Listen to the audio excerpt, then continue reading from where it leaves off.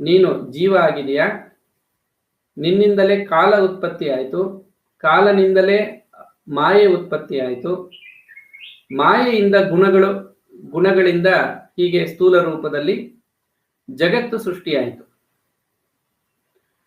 ಕಾರಣದಿಂದ ಸೂಕ್ಷ್ಮ, ಸೂಕ್ಷ್ಮದಿಂದ ಸ್ಥೂಲ, ಇದು ಜಗತ್ತಿನ ಸೃಷ್ಟಿಯ ಕ್ರಮ. ಕ್ರಮೇಣ ಸ್ಥೂಲವಾಗಿರೋದು ಸೂಕ್ಷ್ಮದಲ್ಲಿ, ಸೂಕ್ಷ್ಮವಾಗಿರೋದು ಅತಿ ಸೂಕ್ಷ್ಮವಾಗಿರೋದಲ್ಲಿ, ಕೊನೆಗೆ ಕಾರಣದಲ್ಲಿ ಲಯವಾಗುತ್ತೆ. ಕಾರಣ ಅನ್ನುವಂಥದ್ದನ್ನ ನಾವು ನೋಡ್ತಾ ಹೋದ್ರೆ ಕಾಲ ಅನ್ನುವಂಥದ್ದು ಕಾರಣ ಆಗುತ್ತೆ. ಕಾಲಕ್ಕಿಂತ ಸೂಕ್ಷ್ಮವಾಗಿರೋ ಜೀವ, ಆ ಜೀವದಲ್ಲಿ ಲಯ ಆಗಿ ಜೀವ ಆತ್ಮನಲ್ಲಿ ಲಯವಾಗ್ತಾನೆ. ಆತ್ಮ ಅನ್ನುವಂಥದ್ದು ಕಾರಣಾತೀತ, ಅದು ಯಾವುದಕ್ಕೂ ಕಾರಣ ಕೂಡ ಅಲ್ಲ. ಈ ಜೀವ ಅನ್ನುವಂಥದ್ದೇ ನಮ್ಮ ಸ್ವರೂಪ ಆಗಿರುತ್ತೆ. ಈಗ